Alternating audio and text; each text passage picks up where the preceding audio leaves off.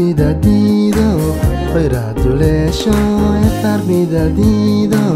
khayraduleeshoy wadawlad calan leh shaqana daryeelo wadawlad calan leh shaqana daryeelo washa doorta isaga diyaari doorta washa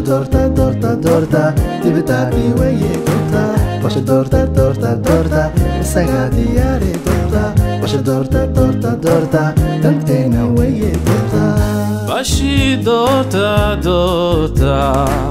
waruux dadaale doorta bashi doorta waruux dadaale doorta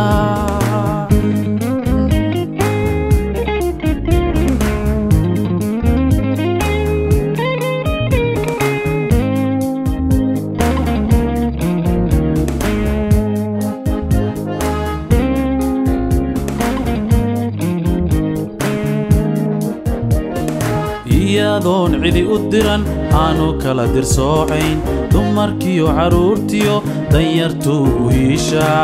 degan keliya maahe darajaynu gaadhye degan keliya maahe darajaynu gaadhye bashi doorta asagaa diyaare doorta bashi doorta dibitaati weeye doorta bashi doorta asagaa diyaare doorta bashi doorta waa nin dadaalaye doorta bashi doorta waruux dadaale doorta bashi doorta waruux dadaale doorta daawadayaal waxaan idinku salaamayaa salaanta islaamka assalaamu calaykum waraxmatullaahi wabarakaatu waxaan maanta magaalada Oslo ii suurto gashay inaan dhowr su'aalood weydiiyo baashe maxamed muuse oo ka mid ah dad 7 ah oo dhalinyaro u badan oo Soomaaliyeed oo u sharaxan doorashada deegaanada ee sanadkan ee magaalada Oslo baashe wuxuu ka mid yahay dadka 7 ah waxaana uu ka tirsan yahay uu ka sharaxan yahay xisbiga shaqaalaha ee loo yaqaan Arbada Party su'aasha ugu horeeya ee aan weydiinaya baashe waxa weeye baashe waxaan ka warhayaa adigoo nin aad u dhalinyaro inaad timi Norway sanadkee ayaa timi Norway baashe بسم الله الرحمن الرحيم وحن أحمدو نوروي من سنة كي 1987 waxbarashada dhexe iyo tasara ma waxaad ku dhamaysay oo ku qaadatay wadanka Norway baashe ها أحمدو waxbarashada dugsiga sare iyo jaamacadaba waxaan ku qaatay magaalada Oslo waxaan ka baxay jaamacadda magaalada Oslo ku taala waxaan baasho ka warhayaa oo aan baan xogaal u ahay inaad waayo aragnimo dheer u leedahay shaqooyinka ururada dhalinyarada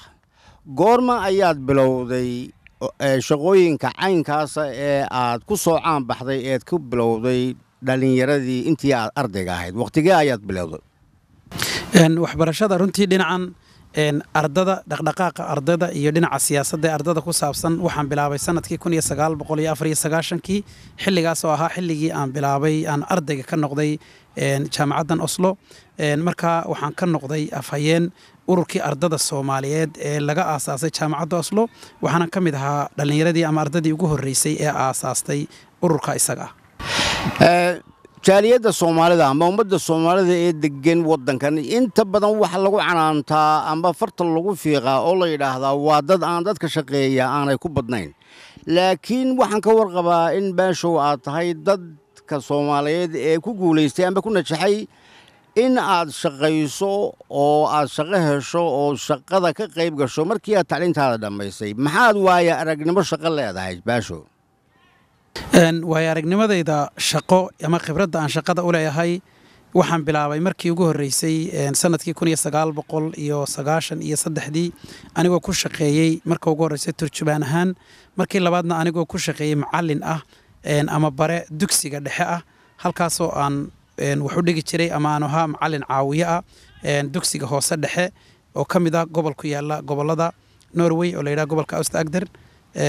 gaar ahaan magaalada Tvedestrand tuulo la yiraahdo ayaan taas ay ugu horeysay shaqadaydii labaad waxay noqotay markii aan magaalada Oslo soo guuray inaan haddana turjubaan ku sii shaqeeyo isla markaa anigoo jaamacadda dhiganaya ayaa waxa aan shaqo ka helay idaacadda iyo telefishinka Norway halkaas oo la aasaasay markaa sanadkii 1998 program la oran jiray Migranit oo loogu talagalay dadka ajnabiga in luuqadahooda loogu soo gudbiyo afkooda hooyo waxyaalaha muhiimka ee bulshada ka dhacaya ama toddobaadkii waxyaalaha muhiimka ee ka dhaca dalka wararka kaas oo aan ka shaqeynay muddo ilaa 5 sanadood ah idaacadda dalka iyo telefishinka taasi markii ay dhamaatay 2001 waxaan si toos ah u bilaabay shaqo magaaladan Oslo golaha deegaanka qaybta maamulka halkaas oo aan ka noqday sarkaal ka shaqeeya golaha deegaanka dhinaca maamulka anigoo ka shaqeynayay muddada dhinaca isdhexgalka iyo dhaqamada kala duwan aan ka ahaa oo aan markaa xiriir u samayn jiray sidii dadka dalka ku cusub ay dalka ula qabsan laayeen imika muddo 12 sano dadkaas oo markaa la siinayo warbixin ku saabsan dalkan ay yimaadeen isla markaana loola sheegay muhiimadda ay leedahay maaragtay sida ay dalkan ula qabsan lahaayeen Axmedow adigoo wax baasho lagu arkaa saxaafadda amba TV-ga ha noqoto amba jaraadka ha noqoto adiga iyo saxaafaddu see isku barateen aniga saxaafaddu runtii markii ugu horeysay anigu waxaan ka soo shaqeeyay sanadkii markii aan secondary-ga dhiganay sanadii 93 ayaa waxaan ka soo shaqeeyay idaacad yar oo ku taalay gobolkii degmadan deganaa oo Risor la oran jiray ku taala dhinaca koonfureed ee dalka Norway marka hadii jeer waxaan xiisayn jiray dhinaca meediyada inaan wariye noqdo inaan waxyaalaha ka faa'iideysto marka xiisahayga runtii wuxuu ogolaaday in aan haddana arkay bal dhibaatada dadka Soomaaliyeed markii aan dhalinyarada dhex galay dhibaatada dhalinyarada haysata iyadoo resource-na jiraan dad badan oo fiican ay jiraan anna markaa aan arkay dhibaatadaas bal dhibaatadaas sidii wax looga qaban lahaa marka taas waxay keentay runtii inaan la xiriiro joornaalada oo markaa su'aalo la weydiiyo ku saabsan maadaama aan afhayeen ahaa ururka ardada tii way sii socoto haddana urur dhalinyaro ayaan sameeyay oo la yiraahdo Himila Youth Norway oo ku saabsanaa markaa dhalinyarada sidii loogu samayn lahaa si ula qabsan lahayn dhaqamada kala duwan ee Norway dhaqankoodana wixii wacan ka qaadan lahaayeen kanna wixii wacan ka qaadan lahayn taasa ayaa markaa Axmed waxay suurta gelisay inaan noqdo waji ka caana saxaafadda oo isla markaa difaaco dhibaatada dhalinyarada haysata iyo guryaha taasina waxay u sii gudubtay kadib markaan gudoomiye ka noqday ururka Somali Welfare Organization sanadkii 1998 taasi markaa waxay aad iisi aan ugu soo caan baxay in aan markaa noqdo waji caana oo difaacaya ama u taagan dhibaatooyinka ka hor yimaada iyo carqaladaha bulshada Soomaaliyeed ee degan Norway ama jaaliyada Soomaalida aan dhahdaba goormaad ku biirtay baasho xisbiga loo yaqaano Arbada Partiya amba Soomaaliya ku noqonayo xisbiga shaqaalaha Axmedow runtii muddo 13 sanadood ayaan runtii ka tirsanaa balse si toos ah waxaan active uga noqday ama aan u galay adigu 8 sanadood ugu dambeysay ayaan si adag u galay oo aan xisbiga u fahmay ideology-giisii iyo mabaadi'diisii anigoo bartay cilmiga bulshada ama hadiya jeer dhinacan habka dawladda political science-ka waxa loo yaqaano ayaa runtii waxay siisay xiiso badan oo ku saabsan inaan xiiseeyo bal inaan siyaasadii fahmo xisbiyadii kala duwan akhriyo ideology iyo mabaadi'dii u gondadegay marka xisbigani wuxuu u qanciyay runtii mabda ahaan social democratic habka uu ku dhaqmo markaasaan active ka noqday markaas ayaan markaa xisbigii fahmay siduu u dhisan yahay markaas ayaan saaxiibo badan ku yeeshay dabadna si toos ah ayaan xisbigii runtii Axmedow saas ayaan ku soo galay maxaa kugu dhaliyay haatan doorashadan maanta aad u taagan tahay inaad isu soo sharaxdo baasho waxyaalaha ugu muhiimsan ee igu dhaliyay in aan isu soo taago doorashooyinka golaha deegaanka sanadkan 2011 waxa Axmedow kamid ahaa anigoo bulshada Soomaaliyeed runtii muddo dheer la soo shaqeynay oran karo imka 15 sanadood xagga dhalinyarada haday noqoto xagga dadka waaweyn haday noqoto dhibaatooyinka ay kamid yihiin xagga isdhexgalka bulshada xagga guri la'aanta xagga hadiya jeer shaqada dhibaatooyinkaas oo dhan oo aan uga soo shaqeeyay si iska wax u qabsaa ayaa waxay ii muuqatay runtii oo aan runtii intaan ka bedelay iskuna day inaan dhalinyarada u noqdo qof maaragtay ay ku daydaan ayaa waxa markii dambe ii cadaatay ama ii soo baxday in ay sida ugu sahlan ee dhibaatooyinkan wax looga qaban karaa ay tahay in saaxadda siyaasadda lagu biiro meesha go'aanka laga goynayo lagu biiro marka taas ayaa Axmedow igu dhalisay dhibka jira awgii mana aha Soomaalidu kaliya runtii laakiin dhibaatooyin badan ayaa soo waajaha ama carqalado dadka muslimiinta ah dadka ajnabiga iyo dadka laga tirada badan yahayba marka runtii kuwaas oo dhan ayaa markaa isiiyey yididiilo ama rajo aanu arkay in aan wax ka qaban karo arrintan haddii aan galo saaxadda siyaasadda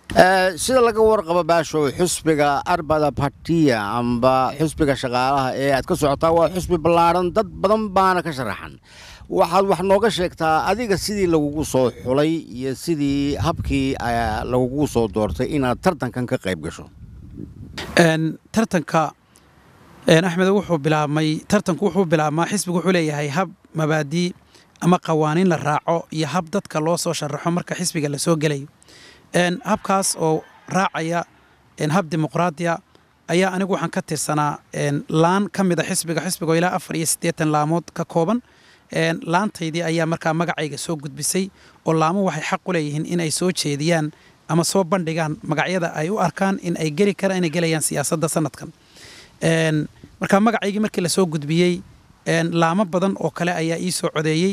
waxaanan helay cod badan markaa codkaas ayaa suurtageliyey inaan u soo gudbo qaybta labaad oo ah in guddiga doorashooyinka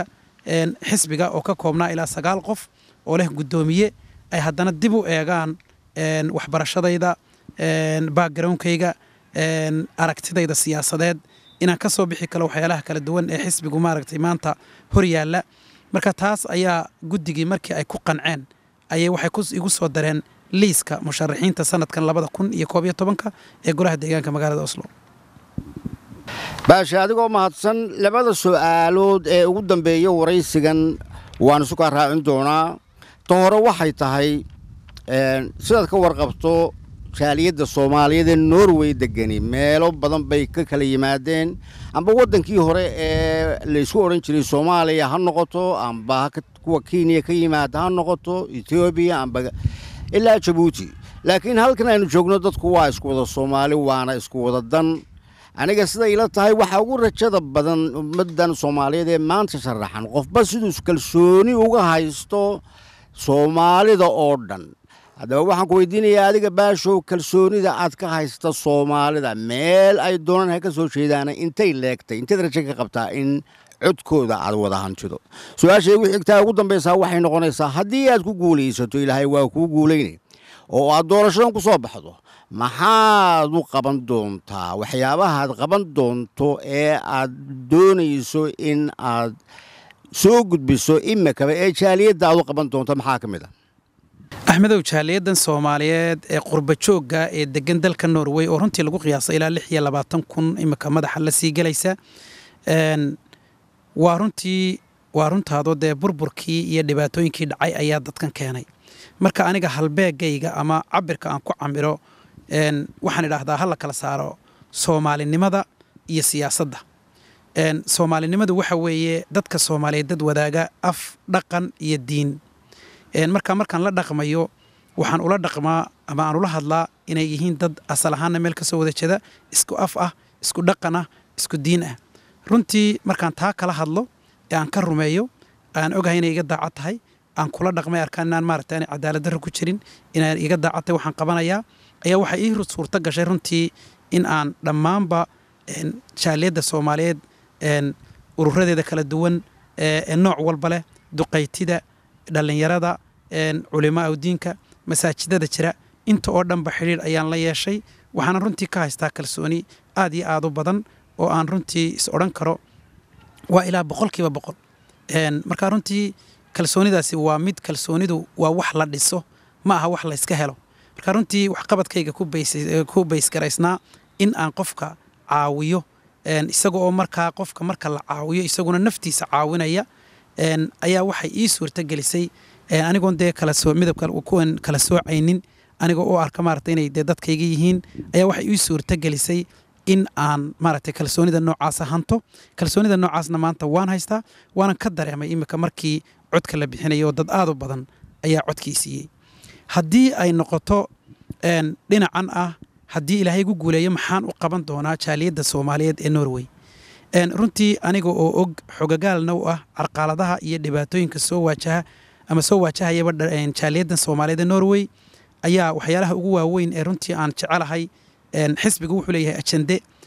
marka ajendaha noocaas ee xisbiga dawaan raaci doona xisbigu wuxuu leeyahay dadku waa inay shaqo wada helaan dhammaantood waa in dadku nabadgelyo ay dareemaan marka waa arrimihii guud ee xisbiga taas anigu waxay iga go'an kow in marka ugu horreysa jaaliyadda Soomaaliyeed ee Norway ay midoobaan iyaga oo ku midoobaya dhibaatada kala soo darista dalka Norway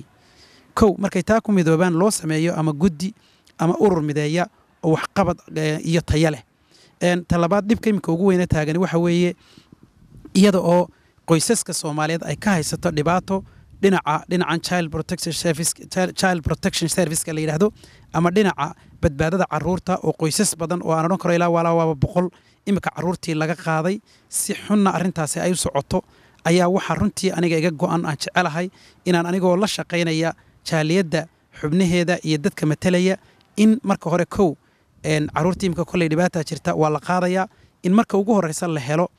qoysas Soomaaliyeed oo diyaar u ah kana soo bixi kara shuruudaha in ay caruur Soomaaliyeed hayaan oo dhaqan iyo isku diin ay yihiin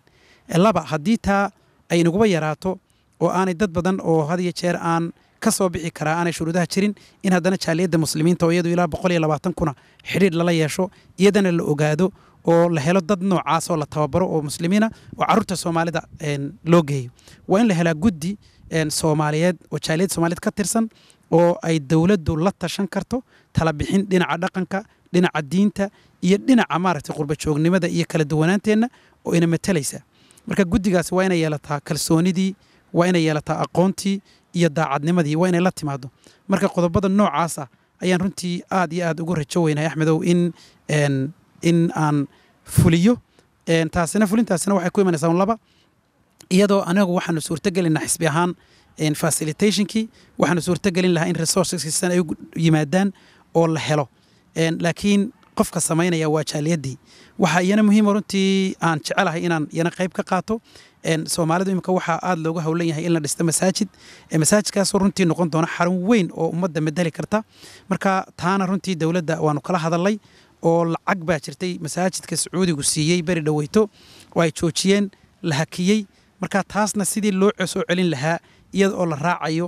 way nadiif ah oo aan runtii wixiina sharci yihiin cidii bixisana sharci tahay inaguna aynu si sharci ah u isticmaalayno taasina waa qodob kale oo aan aad iyo aad ugu hawlanahay su'aaliyan kugu talagalay baasho waa dhameeyay gunaanadka ayaad leedahay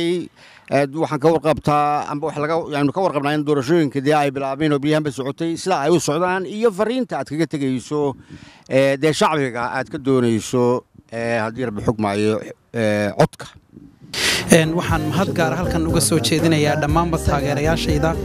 magaaladan Oslo ee igu taageeraya ee hiilka iyo hoogaba ila garab taagan habka ay codbixintu u socoto kuwaas oo warbixin buuxda oo ku saabsan habka doorashada loo galiyo ka siinaya dadweynaha Soomaaliyeed ee ii codaynaya ee degan 15 degmo ee magaaladan Oslo walaalayaal aad iyo aad ayaa u mahadsantiin jazaakumullahu khayran